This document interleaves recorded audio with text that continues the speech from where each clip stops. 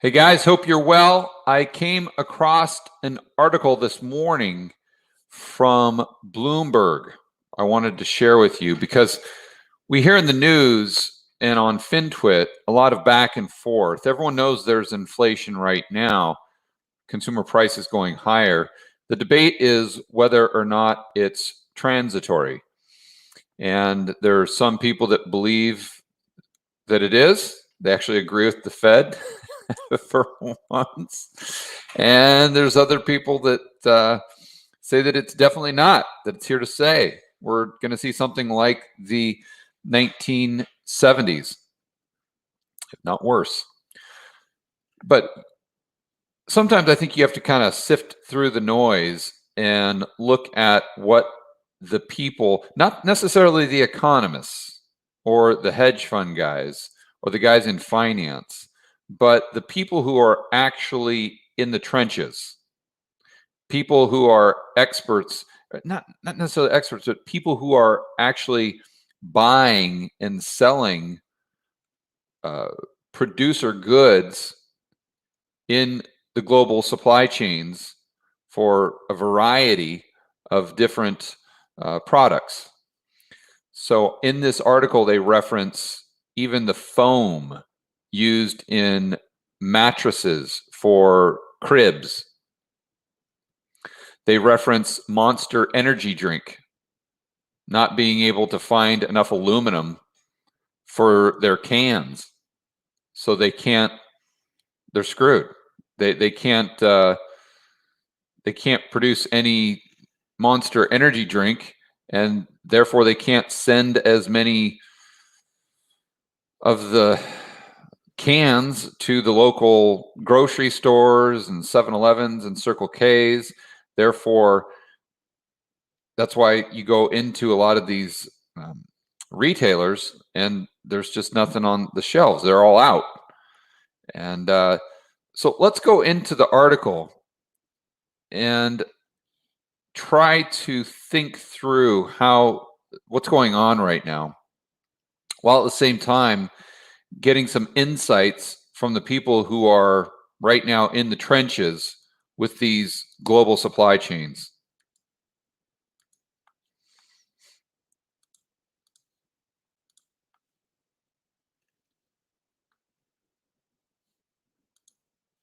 The world economy is suddenly running low on everything.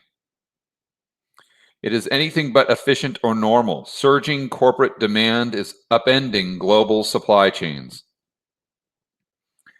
And I know as Americans, we kind of default to the thinking that, well, this must be somehow related to stimmies and the average income of Americans going up by, call it 20% since 2019. And whenever you see another round of stimmies go out, what happens to retail sales? Goes straight up. And it's just, we're living hand to mouth as a society based on the table scraps that is being doled out by the central planners. But that might be a component of what's going on, but I don't think it's the whole story. And the reason I don't think it's the whole story is because we're not just seeing these shortages because of excess demand in the United States. You're seeing it everywhere. And places in Europe, I mean, they didn't do any stimulus, and if they did, it was nothing like the United States. I know places in South America, they didn't do any stimulus, but they're having the same problems. So it can't just be the additional unemployment benefits and stimmy checks. There's got to be something more to it. So let's go through this and try to go over the highlights and see if we can put some pieces of the puzzle together.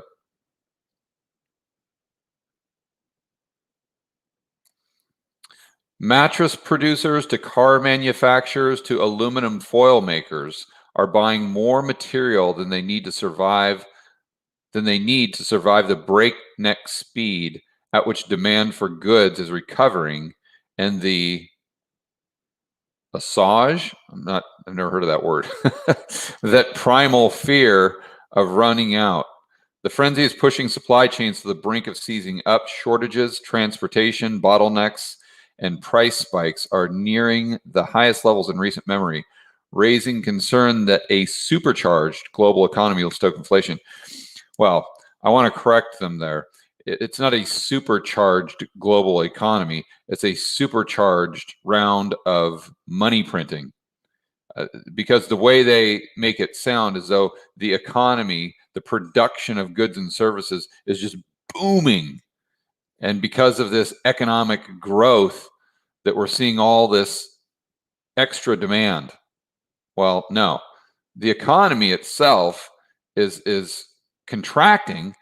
It's just there's more money out there. So the price of stuff goes up, which makes nominal GDP go up. And then if your deflator is bogus, then it looks like there's very low inflation when you look at the CPI, and it looks like there is real GDP growth, when in reality, it's more just nominal GDP growth. But I don't want to get off on that tangent. But I just want to correct them. Whenever they're saying a supercharged economy, we just replace that with supercharged money printing. Copper, iron ore, steel, corn, coffee, wheat, soybeans, lumber, semiconductors, plastic and cardboard. The world is seemingly low on all of it. You name it, and we have a shortage on it. Tom Linebarger, chairman and chief executive of engine and generator manufacturer of Cummins, said on a call to clients this month, trying to get everything they can because they see high demand. So let's think this through. A supplier of, let's say, aluminum, regardless of where they are in the world, they most likely dealt with a lockdown. Okay, so their workers don't come in, they can't produce anything. They basically sell the inventory they do have, and then they've got nothing. The workers come back. They're probably come back like half staff because they're worried there's not going to be any demand at all. But then they come back and they notice within a few weeks that there is significant demand. So they bring their workers back in. Now, in the United States, those workers wouldn't go back in because they're being paid unemployment benefits. But that's not the case in a lot of these countries where they actually produce stuff. The inputs to a lot of the end products that we see on the shelves of our stores here in the United States. So they're probably half-staffed. They're getting a lot of orders. They're probably tentative, but then they realize that the demand is going to continue. So they're bringing back all of their workers, but they're probably trying to catch up. And since they have no inventory, they're probably running behind. Okay, so that's most likely happening in several different areas. In addition to that, a lot of the next group in the supply chain that needs these inputs to create an end product, like the company that manufactures the mattresses for baby cribs, they're probably thinking to themselves, okay, well, everything is short supply. So if we can get some polyurethane or foam or whatever it is, then we better order like triple what we normally would. So that's playing into it. But then they're trying to order triple from producers who don't have any inventory, and they're just bringing their staff back from lockdown or from restrictions, what have you, and they're trying to get caught up, but they're just completely overwhelmed because of the demand from the next group who is trying to hoard as much material as they can because they're worried that they aren't going to have enough material to create the end products for the amount of demand they're currently seeing. So again, in the United States, that totally makes sense. I don't understand how we're seeing that much demand outside of the United States, other than people just have been in lockdown for so long. And I know that it kind of seems weird here in like areas like Florida, but we have to realize that the cerveza sickness is by no means gone. It has not been eradicated, nor have the restrictions been lifted, and some of them have been put back on in certain areas. So you have all these people that basically aren't spending money. And then when you do let them out, there is going to be a surge in demand. Now, I totally get it that once you're out of lockdown, you can't eat the 20 steaks that you haven't eaten over the last year in lockdown. I get it. But there's a lot of, there is some pent up demand. So I guess maybe that's, and then it's obviously supercharged here in the United States because of the additional income. So then these producers of the end products are seeing this and they're like, holy cow, this is an economic miracle. This is an economic boom, because they don't realize that what they're seeing as far as demand has nothing to do with productivity and has everything to do with money printing. Therefore, it's not sustainable. And these are the distortions that I always talk about, and that these businesses like this, this ma and pa shop that makes the mattresses for little cribs and whatnot. They probably don't watch the George Gammon channel. They're probably not listening to the Peter Schiff podcast or Real Vision or anything, or Macro Voices. So they don't get the economics behind it. They don't understand the Fed. They don't understand debt monetization. They don't know what broad money or M2 money supply. They could care less. They just know how to make a good kid's mattress, and that's all they care about. So due to their lack of sophistication, they can't see the bigger picture. And they just think that this demand, that they've got to fill the demand right now. And who knows if it's going to be permanent. And they're hoping that it is. So they're building their business around this new level of demand. Now, again, it seems like this is happening everywhere, but definitely more so in the United States for the reasons we spoke of earlier. And I'm not sitting here saying this is the conclusion. This is just my thought process trying to figure this out, because at the end of the day, we all need to determine the probabilities of the higher consumer prices being permanent or being transitory.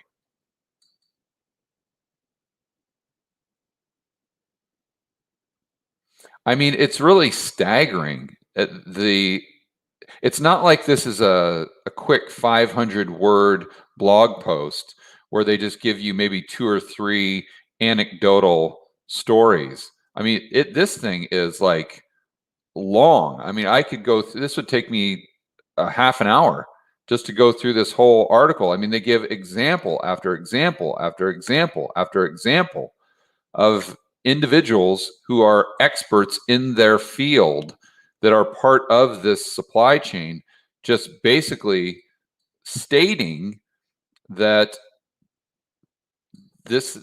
they don't see anything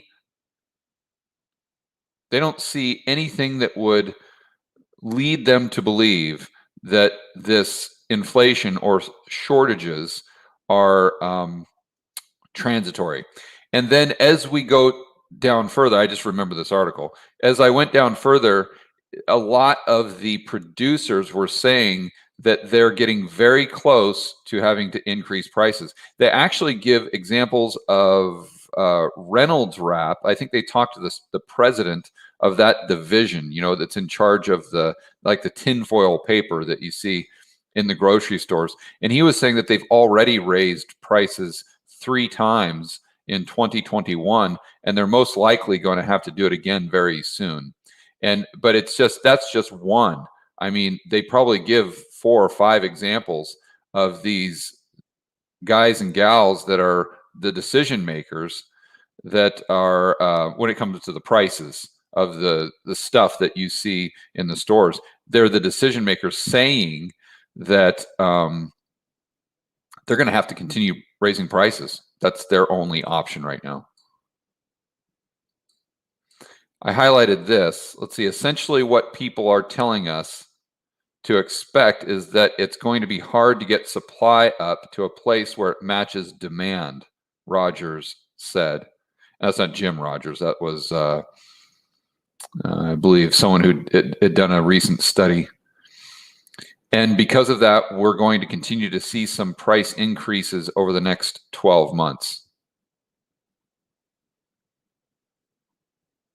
An index of U.S. consumer prices that excludes food and fuel, I believe that's core inflation is what they call that. In April, wait a minute here. U.S. consumer prices that excludes food and fuel jumped in April from a month earlier by the most since 1982. At the factory gate, the increase in prices charged by American producers was twice as large as economists expected.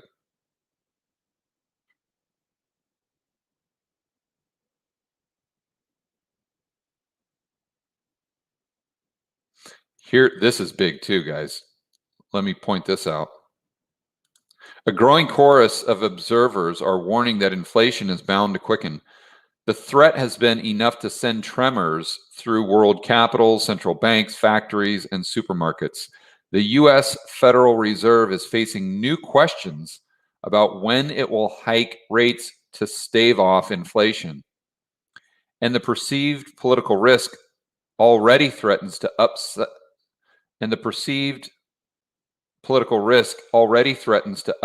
President Joe Biden's spending plans. You guys know from watching my videos what happens if there's a wrench thrown into the government spending plans. So the fiscal monetary spigot is turned off. Asset prices deflate, to say it nicely. And if asset prices go down, what happens to the U.S. economy? It goes down as well. In the old days, the way it should be, the stock market should have, or the U.S. economy should have no correlation as to the stock market other than, those businesses that are listed on the exchange, obviously. But my point is the tail should not wag the dog, meaning if the stock market goes down, that should not just blow up the entire economy. They should be compartmentalized. The separation of church and state, I think, is what I said yesterday. And this makes sense. I mean, think about an economy like Colombia as an example, or any one of these emerging markets. Like, look at Myanmar, right? I mean, I think they've got, or Tanzania. Let's look at Tanzania.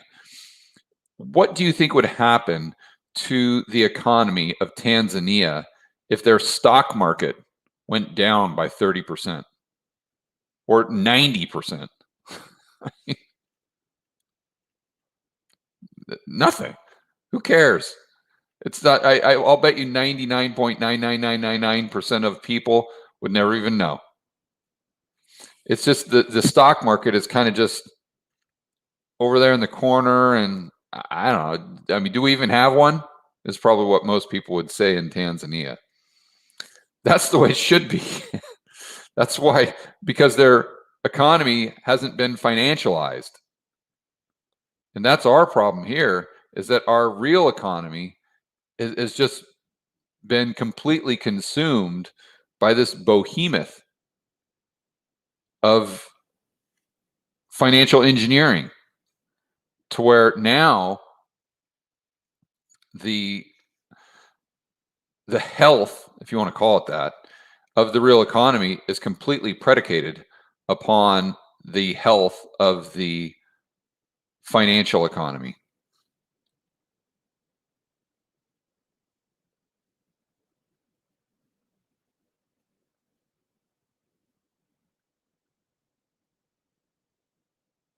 Of course, Brainerd then it points out that Fed officials are saying that this is just a transitory surge and that we should all be patient. I mean, of course they're saying that because they know they can't hike rates without asset prices collapsing. Here you go. Here's this one of these anecdotal stories that I think really makes this message hit home. Caught in the cross currents is Dennis Wolken, whose family has run a business making crib mattresses for 3 generations. Economic expansions are usually good for baby bed sales, but the extra demand means little without the key ingredient, foam padding.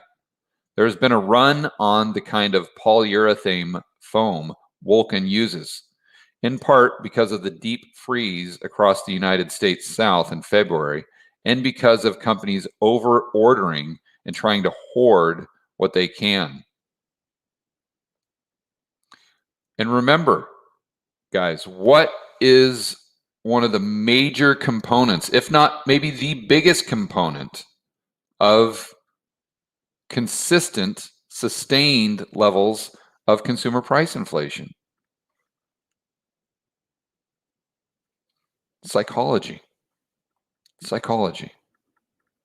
Once people start to get rid of their dollars or their fiat currency and just try to buy anything that's a hard asset, whether they're doing that subconsciously or consciously. I think at the beginning they do that subconsciously. But then once they kind of put 2 and 2 together, they're like, wait a minute, we need to keep stocking up on this polyurethane, because if we buy it 6 months from now, it's going to be double the price. So we need to buy as much of it as we can. And if everyone's doing that, you see where that leads us. It's a self-fulfilling prophecy. And then that leads to higher end prices. And then the consumers start to behave that way. And then they start hoarding everything. And then that creates further supply disruptions and higher prices. So, I mean, again, this article is like, it just keeps going and going and going and going and going and going. They probably interviewed like 20 people for this article. Really good. But I think the main takeaway is when you're asking yourself the question, is this inflation that we're seeing, this consumer price inflation, is this going to be a 1970s type of event where we see it for the next decade? Or is it going to be kind of this quick supply shock and we go right back down to disinflation, meaning that consumer prices are just going up at a lesser rate? I don't know. I think that you've got to really weigh all the factors, but at the end of the day, I think what I can say with a high degree of confidence is at least over the next 12 months, I think we're going to continue to see consumer prices go up significantly. And we're going to continue to see, I think we'll probably continue to see these shortages for maybe the next 3 to 6 months, but then we'll see prices going up for maybe the next year. And then what you're really going to have to pay attention to is the fiscal component and how much money are governments spending. And that's going to give you your answer as to how long the inflation that we're seeing is actually going to stay with us. That's why I keep saying that, unfortunately, right now, we've got economic questions that we have to think through political answers, or where we have to think through political answers. And it makes it difficult because, I mean, most of us on this live stream would assume that they're going to continue the stimulus, but I mean, who knows? These politicians are just so, there's no rhyme or reason to what they do, other than we know they're going to do whatever they have to stay in power, gain more power, and buy your vote. But at least I think within the next year, we can say with, or at least I can say with a degree of confidence, again, nothing's a certainty, that consumer prices, and I don't know what the dollar does on the DXY. I don't know what asset prices, if they're going up or down or what have you. I can tell you they're in a bubble right now. But as far as the stuff you buy, that you're probably going to see shortages for the next 3 months, maybe 6 months, probably seeing prices go up for the next year. And then after that, we'll just have to see how much kindling has been created for this powder keg of inflation that we could see long term by the central planners at the Fed and the government.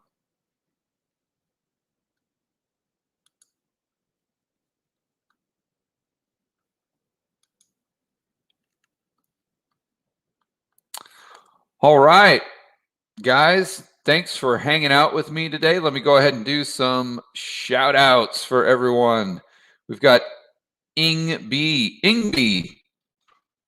Very cool. Brock Thomas, Driving Blind, Jackie Alley 2, Keith Tobin, Blob Monster, Kaom Hid. Oh, I should have spelled that one out. Kaom Higgin. Angelique in the house. Shoes 123 UK. Fire and Ice, the Red Bladder, Aiden Nolan, Keith. I think I got Keith out. All Nighter Hider, Alice Scholl, RR, Carl Starr, Christina Church, Joy, Lou and Toronto, Girth, Inertia, The Angriest Puppy, Butch Michael, Kimba, the White Lion. Now it's time for me to play that game of memory. You guys ever play that where you, as a kid, you take those cards and kind of throw them all over the table, and you got to flip one up and then put it back, and you got to remember where it was, and you get a pair? I used to have that game with like animals, with like raccoons and stuff.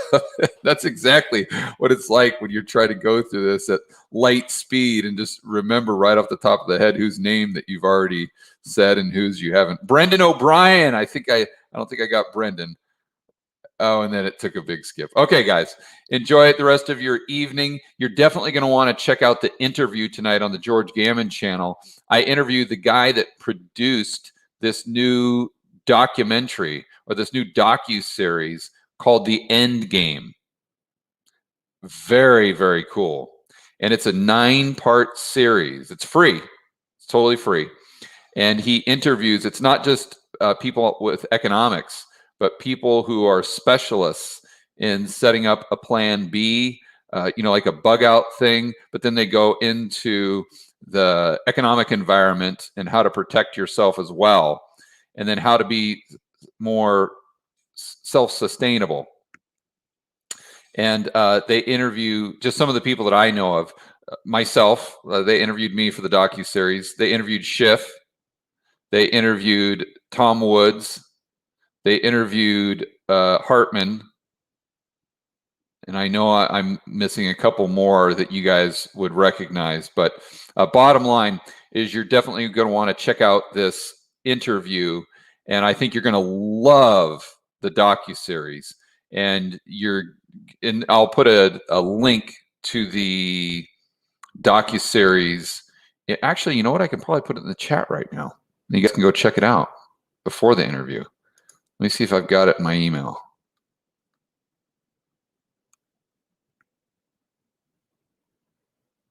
Oh, yeah, I do.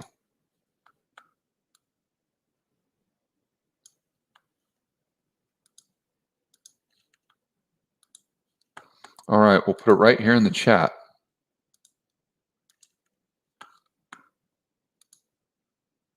Boom. There you go. So check that out, and then I'll put the link in the description of this video as well when it goes live. And it's, I guess the company is Revealed Films. Kind of a long link there, but click on it, and you should just have to give them your email address, and you're good to go.